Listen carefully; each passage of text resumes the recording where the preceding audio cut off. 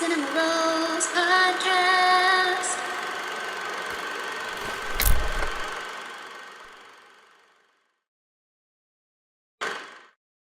Welcome to the Cinema Rolls bonus episode. What up? What's up? Beers, rolling fatties, smoking blunts. Who smokes the blunts? We smoke the blunts. Rolling blunts and smoking blunts. $15, little man. Put that shit in my hand. If that money doesn't show, then you owe me, yo. That jungle love.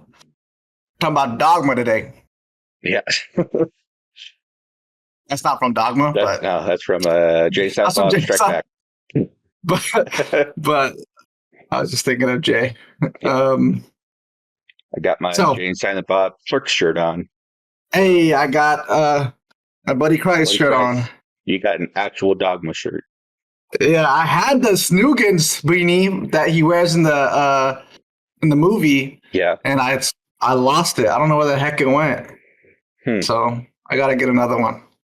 Yeah, you do. But anyways, today on this bonus episode we are talking about Dogma, directed by Kevin Smith and also written by Kevin Smith. It stars Ben Affleck, Matt Damon, and Linda Fiorentino. Mhm. Did I say that right? I don't know. It's Italian. Fiorentino. Yeah, That's how there you you say go. it. I think you have to say it with an accent, or else it's hard to say. Yeah. Also has Alan Rickman in it, and George Carlin, and of course Jay and Kevin Smith, and Chris Rock, And Selma Hayek. and Salma Hayek. Yeah. Which is the second movie. This is the second movie I've seen her play a stripper. But anyways, let's get into it. You wanna do your movie review, Eric? Okay. Yeah. First, I'm gonna say why we're doing Dogma. So, Kevin Smith, wrote, directed this. It's his fourth film, and Harvey Weinstein owned it. He worked with the Weinstein Company for a long time, and he bought Harvey Weinstein bought the movie, had the rights to it for the longest time, and after everything went down with him, Kevin Smith didn't want anything to do with the movie because if it made money, then it would go to Harvey Weinstein. He didn't want that to happen. He tried to buy it from Harvey Weinstein so that he owned it, but Harvey turned him down on every offer he made. What an asshole! Yeah, but he started, having all these legal fees. He ended up selling a bunch of his movies, and so this other company, I guess, bought it. And the lady that worked there, she went to contact Kevin, let him know that they have the rights, and if he wanted to do anything with the movie, and he did. So they're re-releasing the film. This episode should be out the day it's released, and he has ideas and concepts for a sequel as well. So, Whoa! yeah, No way. That's Yeah. cool. That's dope. I didn't know all that. Right Yeah. on, Eric. yep, and so obviously I love this movie. Kevin Smith, one of my favorite directors. My top three of his films, and they're like interchangeable as to which one would be my favorite at the time, would be Chasing Amy, Mallrats, and Dogma. Same, honestly. Yeah, like I love all three of those movies, and any given day, one of those would probably be my favorite. Been at Dogma. Kevin wrote it when he was still practicing Catholic. If you Oh, want, he's not Catholic anymore? he's not Catholic anymore. He's not really Religious? very religious Not- anymore. Non-denominational? Yeah, I don't even know if he would say he's like Christian, but that's neither here nor there. But he did write this when he was Catholic, and it shows. Even though the movie was protested, people were pretty upset about this movie when it came out. I'm sure they were. 1999. Yeah. Speaking of, our parents rented the movie, and I was 10 when the movie came out, so I didn't even know who Kevin Smith was or what the movie was about. I wasn't watching the movie with them. I remember I came like downstairs when they were watching, and they turn the movie off at the campfire scene. So when they're, I mean, a whole lot of like crazy stuff happens before, but when they're telling Yeah. her like who she is, and that he's a last scion, and Mary and Joseph had other kids other than Jesus. Mhm. That's when they like shut it down. They're like, no, we're not watching this anymore. Blasphemy. Yeah. Uh, but I did eventually watch this movie. I love this movie. I don't know. I wrote a lot of notes when I was watching this again. That's good because I didn't write any. Yeah. This is why you go first. Yeah. Well, I don't know where exactly to start because there's some things that like at the beginning, they're just some fun facts, which I'll try to save for the end. But yeah, let's see. Movie starts off with the fallen angels, Loki and Bartleby at the airport, and Loki is talking to a nun. He's telling her the Carpenter of the Water story from Alice in Wonderland. Which, by the way, that piece of dialogue, wow, Kevin Smith, that was some seriously good. That was some seriously. That was some good writing. Right, and talking Say about that. how they represent both the Western and Eastern cultures or religions, and how they're both just getting people to follow them to their deaths, because the Carpenter of the Walrus in that story just like get all these clams to like follow them, and then they just eat them all up, right? Mm-hmm. Yeah, and so Yeah. yeah, he convinces that nun to like leave the church. Yeah, and I like Bartleby's retort, and he's like, "You know, God is real. You've talked to him. You've met him. Her in the movie, it's a her, and yet you know want to shake their faith, kind of thing." Yeah, And he's like, I just like doing it." yeah. He's like, Pretty much. I just like fucking with the clergy. Yeah, that's what he says. Yeah. Yeah, yeah. Um, Yeah, so that movie starts off so with that, so you know right away what this movie's going to be. Like if you're a religious person, like it even starts as a disclaimer. I don't know if you saw it in the copy you watched, but it's like so it's just basically saying, I know you're going to be upset, but this is also a comedy. Don't take things so seriously. Basically, Yeah. you And I feel like that's it kind of sucks that, that I don't know. I feel like as a society we've come to make all these like dick and fart jokes, but we can't put religion in it. Like, come on, son. Like yeah, that don't make no sense. Like Martin Scorsese when he made what's that one movie he did of Christ with Willem Dafoe? Do you know what I'm talking about? yeah. The Last Temptation of Christ, right? The Last Temptation, yeah. People hated that movie too, and Yeah, it's like I feel like we should be able to theorize, especially. I mean, I know everyone's like, "Oh, this is the Word of God from the Bible. This is plain and simple how it's put. No other versions or whatever, right?" But we know there's things that have been taken out, and we know there's things that have been put in. Like obviously, like there's probably a lot of things that we don't actually know if it actually went down or how it actually went down.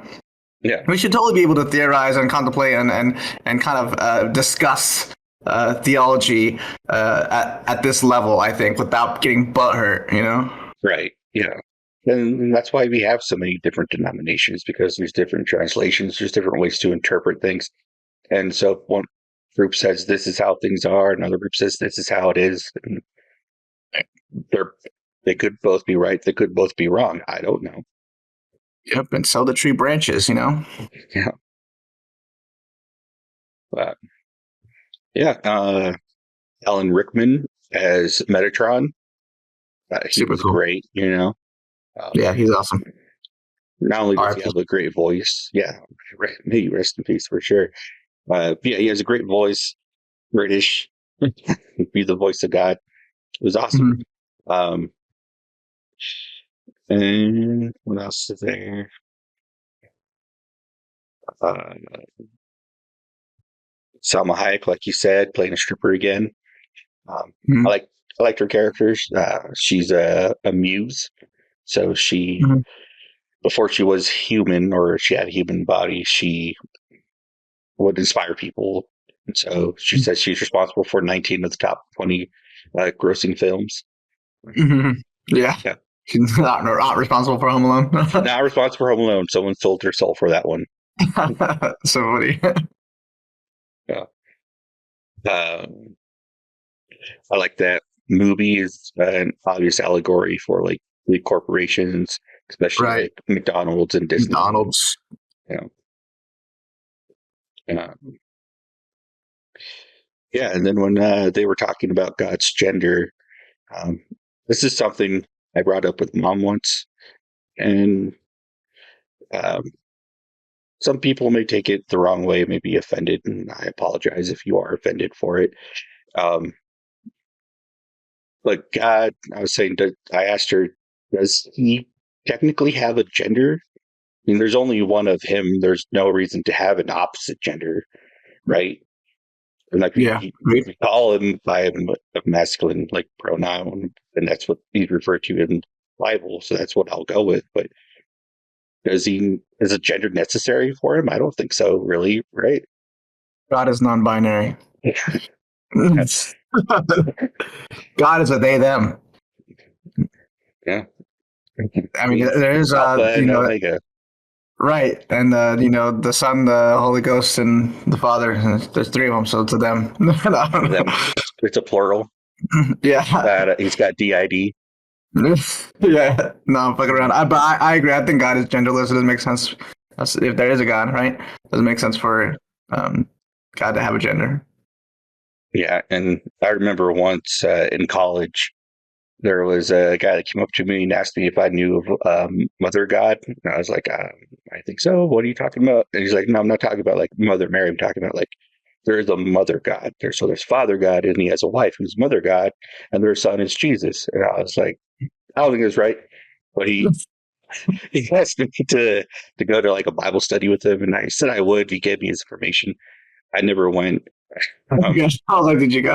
Yeah, but I was curious, but ultimately, and the reason why I never went is because him and like his church just started blowing up my phone. They kept like calling, texting me, asking me to like meet up with them, and I was like, "Listen, you guys are wrong. Like, I don't know what this is all about. There's no Mother God. This is how it works. Like, I don't know. People are free to believe what they want to believe. I don't think that's Yeah. right." So I was like, "You guys, have fun. I'm not going to go."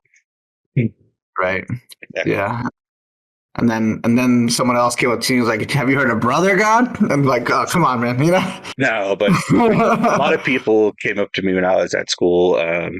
Like a Hare Krishna person came up to me. I bought a book from him. It's probably still on like the wrapper on my bookshelf somewhere. You gotta learn to say no, Eric.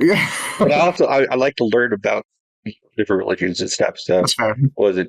Yeah. And then I have a Book of Mormon that at work gave me once. That was funny. I was in the break room and I was listening to like Christian music, and he's like, "Hey, here, check this out." I haven't read it, but I haven't even read the Bible, so yeah. But yeah, so I have a bunch of different religious books for some reason. That's good though. I feel like it's good to pull from different sources, you know? Well, I try to have an open mind and understand what other people believe and where they're coming from. It's easier to have a discussion with someone who believes differently from you if you understand what their beliefs are. You know? Exactly. So Jason Lee's character, who he's also a muse, right? Or he was. So yes, yeah, he was Azrael. I believe Azrael actually is like angel or fallen angel. I have a little bit to say about that.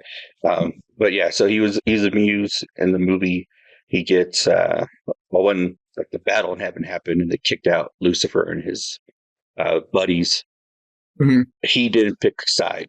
He's like didn't go with Lucifer, didn't go with God and his group of people. So God was like, get out of here, Mm-hmm.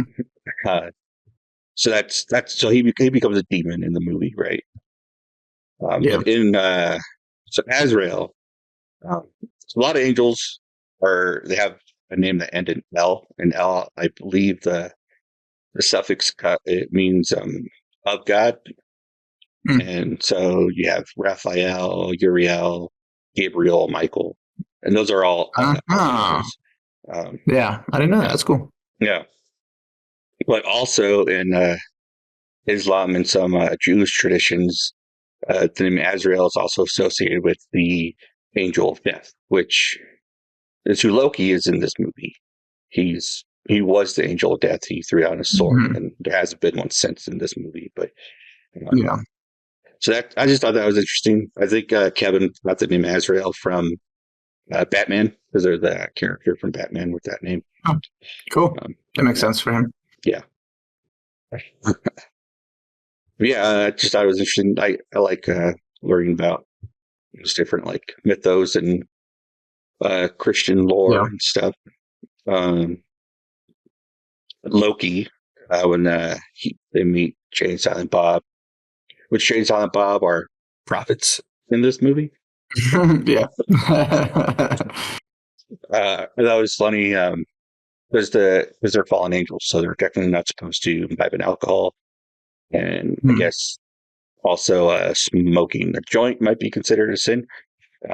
But when Jay passes him the joint, Loki pretends to smoke. This is something I never caught before when I've seen the movie. I don't know how many times I've Hmm. seen it, but like he like tries to like hide that he's not really smoking. Oh, I didn't notice that either. Yeah. And in that same like scene when they cut to Bartleby talking to Linda's character, um, they're having that conversation. She's talking about how her husband divorced her and that she doesn't feel like a divorce, that she feels like she got dumped and she just would let go. And Bartleby relates, but what he was talking about is actually him being cast out of heaven and being out of the presence of uh, God's presence, divine presence. Right. So I thought that was interesting, and how being outside of God and out of His um, presence in heaven um, literally causes Bartleby pain, and that's why he's doing this. Yeah. He Hmm. wants to get back in just so he can be there with God. Yeah. Yeah, Yeah, that's true. yeah. I like that conversation to them too. It's a good conversation. I liked it a lot. That was interesting that she said that church is boring, because nowadays it seems like a lot of churches aren't boring. They're very fun and exciting. The praise and worship is like a concert. They got fog machines and lights and stuff. Yeah, some You know, churches be blowing it up.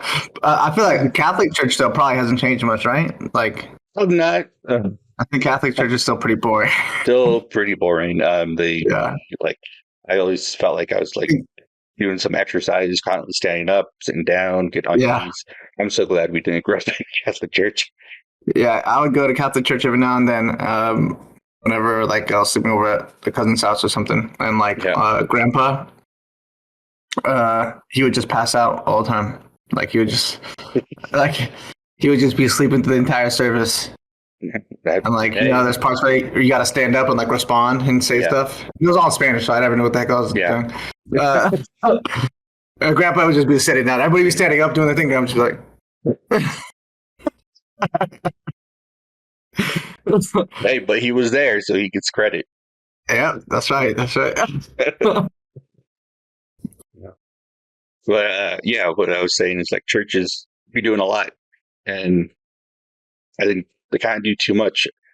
I like church, but like a lot of times when I go to a church, especially to one like that, I feel like it's all just show. I don't feel welcome. I don't feel like anyone actually cares that I'm there.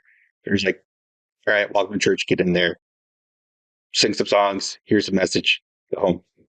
Yeah, Like, that's how I feel about most things in church, to be yeah, quite honest. and to me, it's supposed to be like a community. Like when I go to a Comic Con, if I go see a movie at like a midnight release or there's some kind of special event, a bunch of strangers there, I don't know them.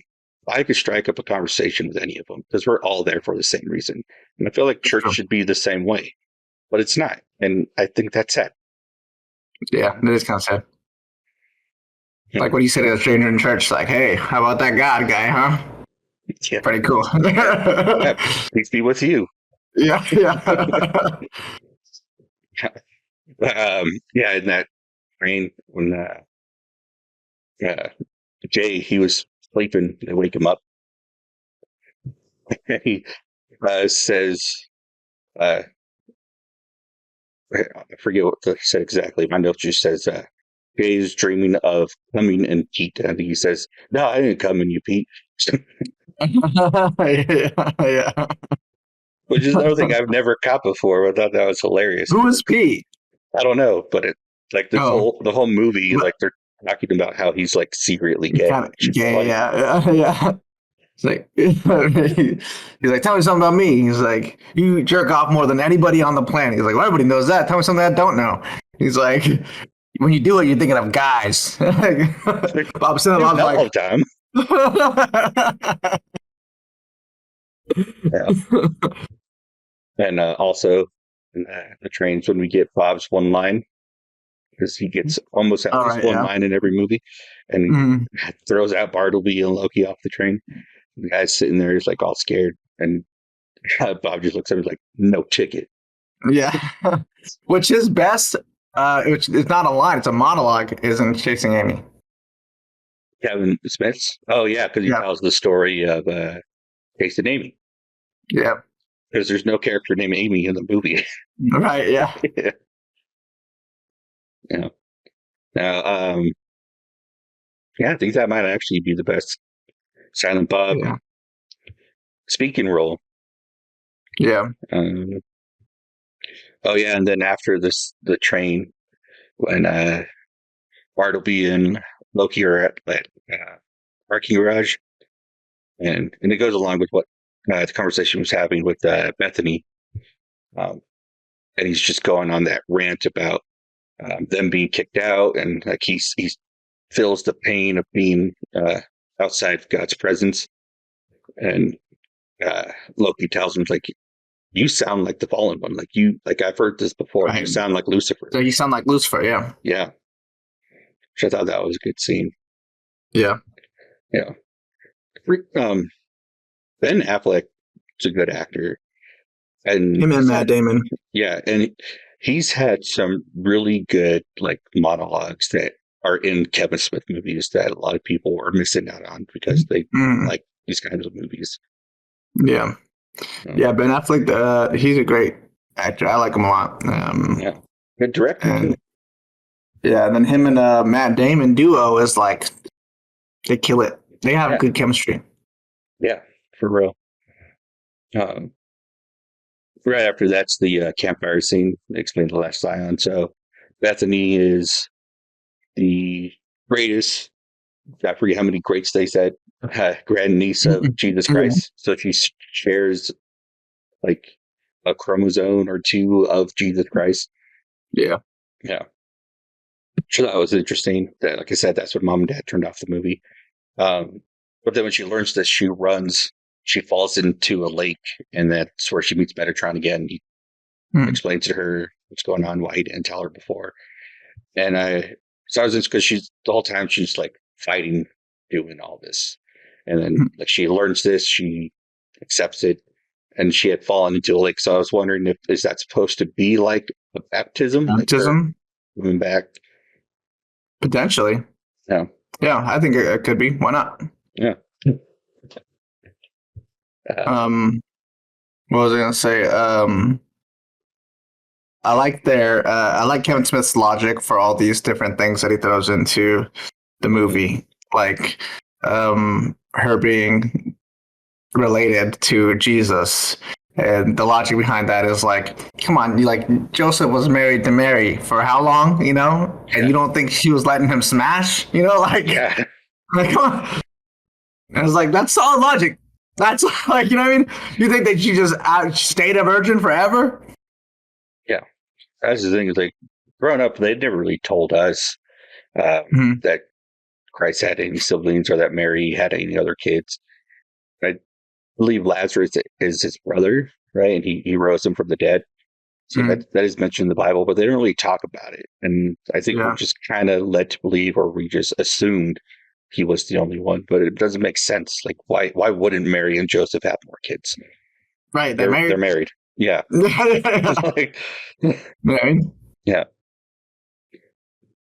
Also, Rufus, the 13th apostle, claims that Christ is black. Like that too. Yeah. I don't know if he was black. I don't think he was. I think he But definitely looked Middle Eastern. yeah, I think there's a better chance of him being black than there is of him being white. Like he definitely didn't look like Obi-Wan here. For sure, yo. For sure. But if you're Mormon, Jesus is white. And if you have dark skin, that's because you were cursed. So, Well, I don't even know if we should get down that rabbit hole. Just go watch that South Park episode. It'll tell you everything you need yeah, to it'll tell you what you need to know. know. But yeah, George Carlin, the Cardinal Lick, I think is his character's name. Yep. He did a good job. It's a good role. I love George Carlin. An atheist. So Yeah. playing a Catholic cardinal, I think it's kind of funny. I think Ironic, it's funny that he admits that the church has made some mistakes. Mhm. And then the fact that he blessed his golf clubs Golf clubs. for a better game, and then Mhm. Silent Bob ends up using that to kill Azrael because they were blessed. Right. Yeah. Yeah. It's pretty funny. I thought this was interesting. The fact that God is trapped in a human body. So in the movie, God likes skee ball. He takes the form of a human, goes play some skee ball, Mhm. and he gets attacked by, I'm assuming they're demons. There are 3 kids on rollerblades and Yeah. hockey sticks. They're like possessed kids, I think. Yeah, but they're doing the bidding of Azrael, and so they attack him, put him in a coma. So God is now trapped in this human form. No one's heard from him. That's why they get the last Scion to go on this mission, stop these angels from doing their thing. So he's trapped in there. He's on life support. They don't know who this random guy is. And at the time, because it was made in '99, I think a lot of Christians were against doing such a thing, like taking someone off of life support. Mhm. So I thought it was interesting that he, in order for Bethany's character to save the day, she had to kill God in a way, but kill just like this human form that he took so that he could be released and save the day. Yeah. Yeah. That's kind of, yeah, I didn't really think about that. It's kind of fascinating. Yeah, it's interesting. And also her character works at an abortion clinic, which also Mhm. Right. Christians don't like. Right. Yeah. Mhm. Yeah. And that's pretty much most of what I have. That's not like interesting facts that I could also get into later. So Cool. Cool. yeah. Right on. A lot of good stuff there. I don't think I have as much to say. I didn't really write any notes, but this is my favorite Kevin Smith movie.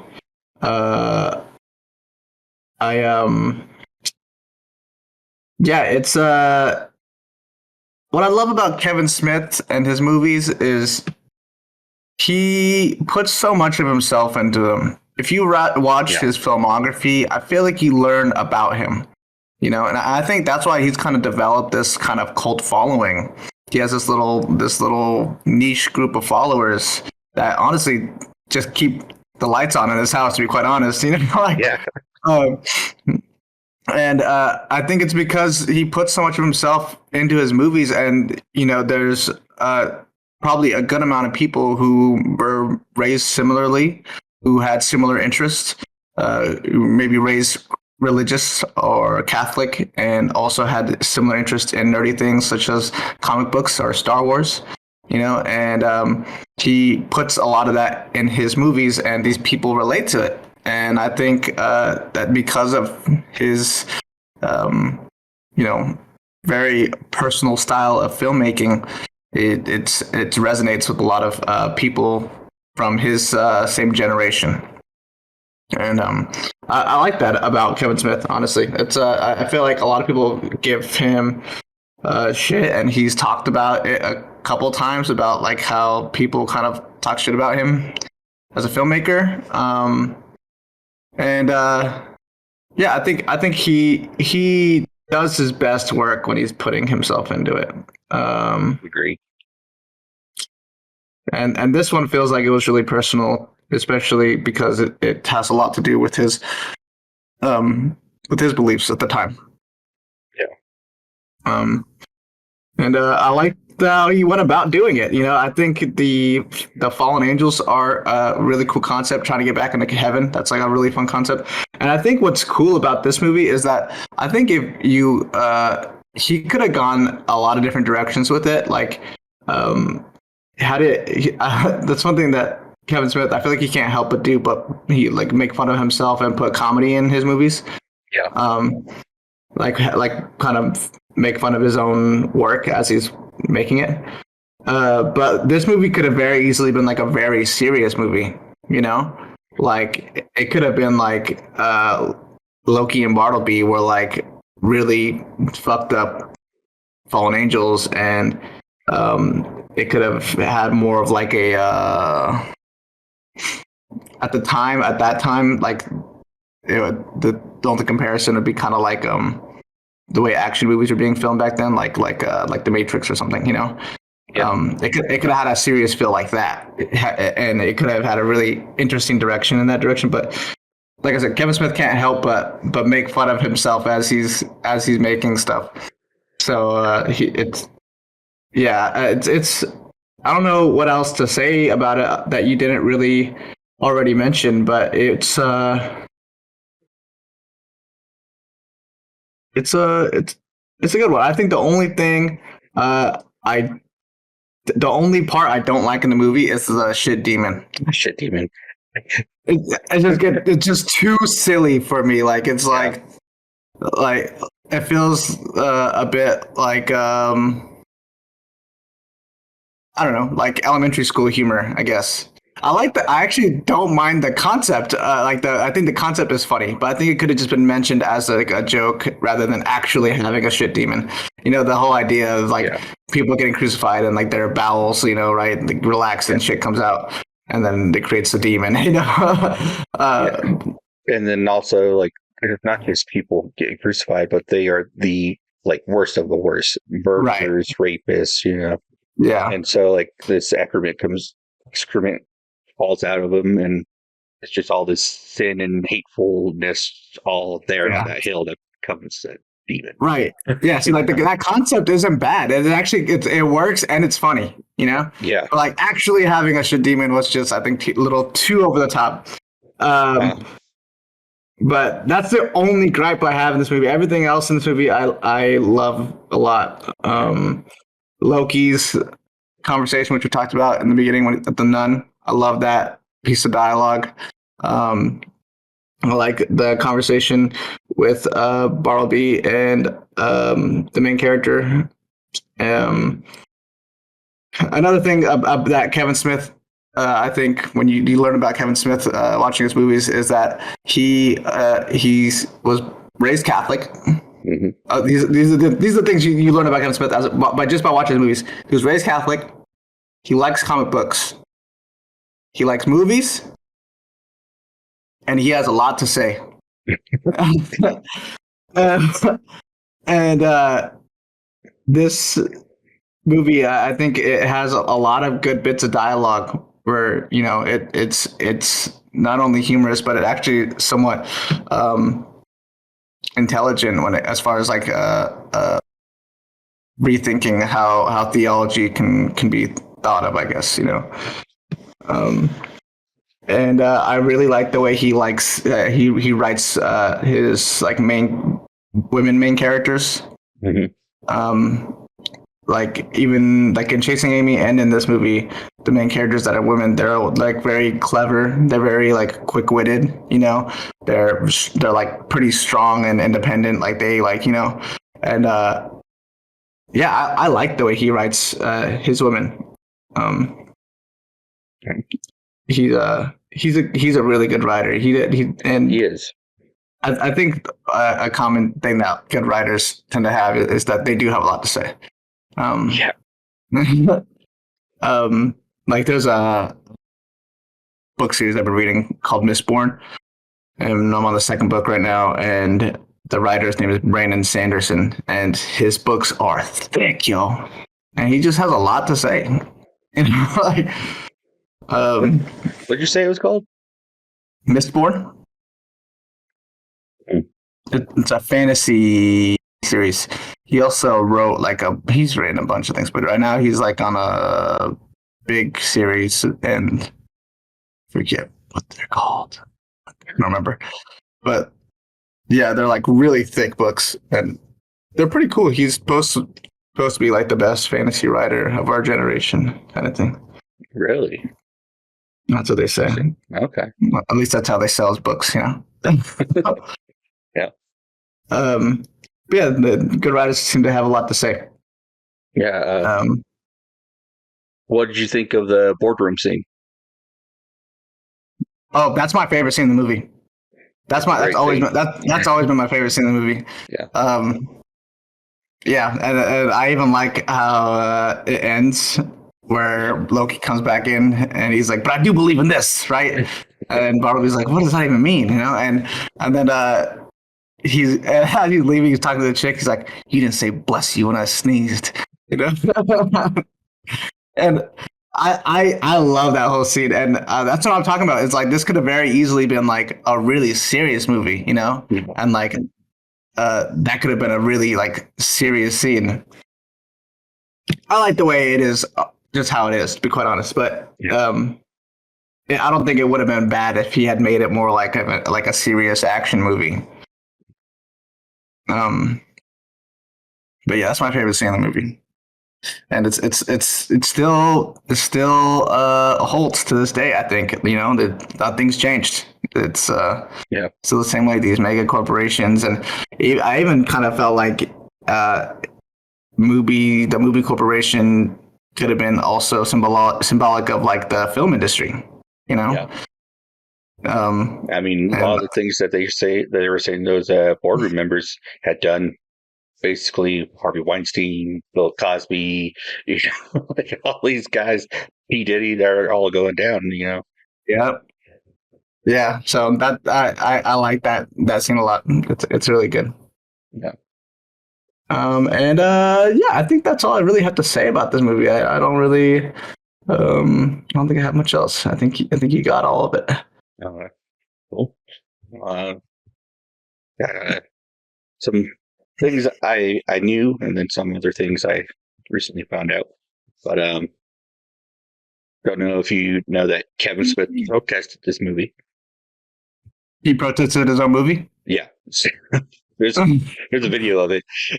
So he heard that they were going to be protesting. He said there's going to be like over 1,000 people protesting this movie. So him and his buddy Brian Johnson, who, if you watch Comic Book Men, you know who that guy is. Yeah, I like Brian Johnson. Yeah, they went down. They like made signs. Kevin Smith's holding a sign that says "Dogma is dog shit," and there wasn't a whole lot of people like they said there was going to be, but he was still there protesting, and the media was there. They saw him. They're like, "That looks like the director." So they went and talked to him. He said that his name was Brian Johnson, and he was just saying, "No, I haven't seen the movie, but I heard it's terrible." That's awesome. I love that. Yeah.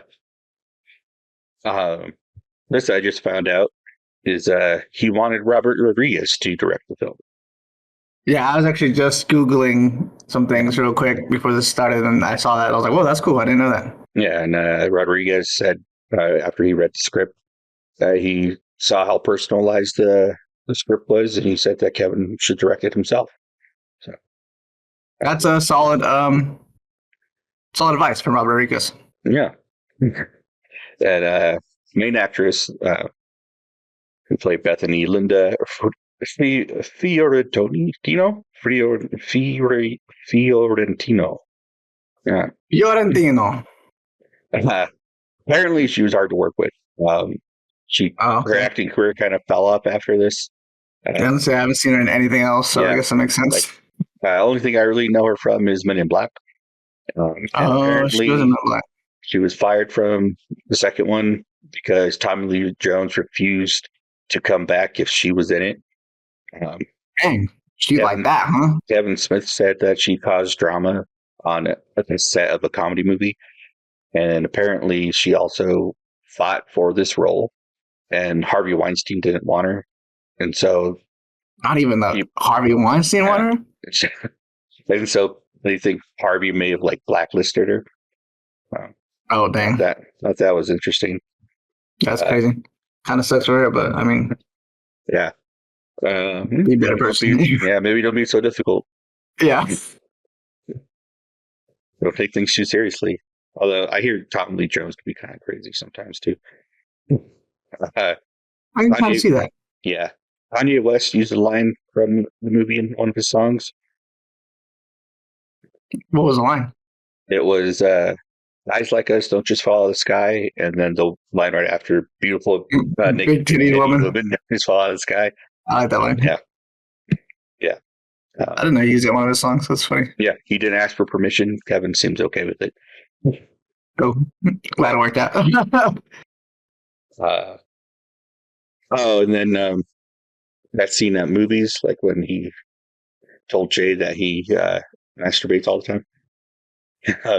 When he was telling Bethany that he knows that she lets boy pee in her hair. That boy's name was Brian Johnson, so Kevin used his friend's name. Oh, right. Yeah, That's funny. Stripper scene.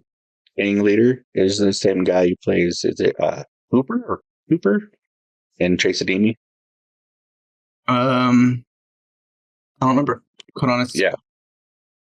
Yeah, he's the one who. That's the comic writer pulls out the gun and yells "Black Rage" on stage. Right. Yeah.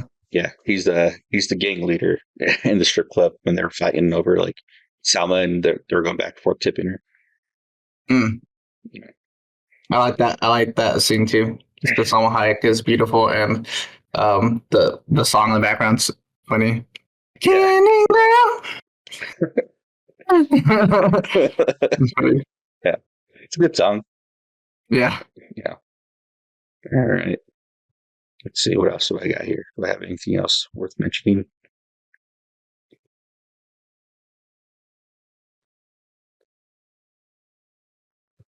Oh, I like the Hulk quote that Bartleby used when he was, he was the arch they were going to go through. The media's there, and he's talking to everyone in the Cardinal. And he says, Oh yeah.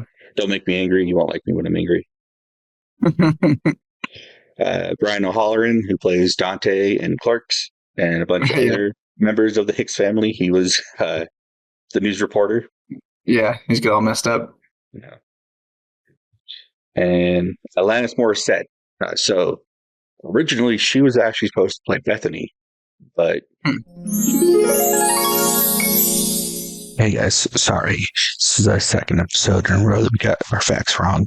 It was my fault this time. I completely got the story about how Alanis got cast in this wrong.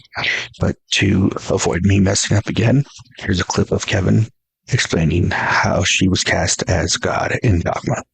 My agent called me up and he was like, hey man, you know Alanis Morissette? He didn't call her Alanis Morissette. He goes, you know that girl who sings about going down on people in theaters? He goes, she wants to meet you. I was like, well, then I'm happy to meet her. Yeah, fuck.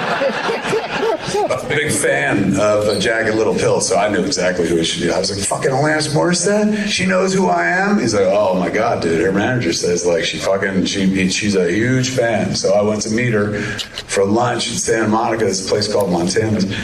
And she told me, she was like, they'd just gotten off the Jagged Little Pill tour. She's like, the whole time we're on tour, Clerks was our go-to-sleep movie, man. We fucking love that movie. We watched it so many times. We put it in. That's the movie we go to sleep to. I was like, well, that wasn't the original intent. But I understand that language. I got my own versions of go to sleep movies and shit. So I was honored. I was like, oh, that's fucking cool, man. I was like, well, fucking, I just got done making the third movie, Chasing Amy and shit. And I had a bag full of VHS dailies, everything we shot on the movie and stuff, because I had just gotten to California and I had the bag with me. So she was like, can I see some of it? And I was like, fuck yeah. And we went back to her house and I showed her like I showed her the rain scene, like all the highlights and shit. She's like, oh my God, this is better than Clerks. I was like, well, hold on. But I was like, yeah, man, we're about to start the next movie. You want to be in it? And she's like, what? And I was like, yeah, man, we got a lead. You want to play the lead? You'd be amazing, man. You're great in that fucking music video and shit. You can act. Fucking come play, be in Dogma. You can play Bethany. And she got scared. She was like, that's way too big for me. She's like, I'm fucking the most I ever do. I get slimed, that's it. Like I'm a kid from You Can't Do That on Television. I'm not a big lead in the movie and shit. So she was like, no, thank you. And then she went to India. And so life went on and we were prepping our movie. I was driving out to Pittsburgh from Jersey, about 7-hour drive for pre-production. And I remember it was 1998, and I had like one of the early cell phones that you could have in a car and shit. Not one of those big car phones and shit, but like an early blocky cell phone. And as I'm driving, the phone rings, and it's weird because nobody has the number and shit, and nobody has cell phones and stuff in this day and age. Pick it up, and I was like, hello? And she goes, Kevin, is Lance Morissette. And I was like, hey, man, how are you? I said, how'd you get this number? She's like, I called your house. I looked you up on 411. I called your house, but I guess it was your childhood house because I talked to your dad. And he gave me this number. He said, oh, he's got a car in the phone, big shot. Call him there. I was like, oh, that sounds like my fucking father, yeah. So I was like, what's up? She's like, I just got back from India, man. It was amazing. I said, you were in India? She goes, yeah, man. I feel like really centered, really spiritually fulfilled, man. I know what I'm supposed to be doing now. I'm starting to work on the next album. She's going, Bob, be honest with you. When you asked me to be in that movie, I got scared, man. And I reacted out of fear, and I shouldn't have done that. Anytime there's fear, I should be rushing right at it. So when I got back, the first thing I want to do is call you. And I know you probably cast that role already, but I'm here to say if there's anything left in the movie, I would love to come out and play with you. And I was like, well, there's one small but crucial role that's left. And she's like, what is it? I was like, you would play God. And she was like, why? And I was like, because I always believed that God would be Canadian.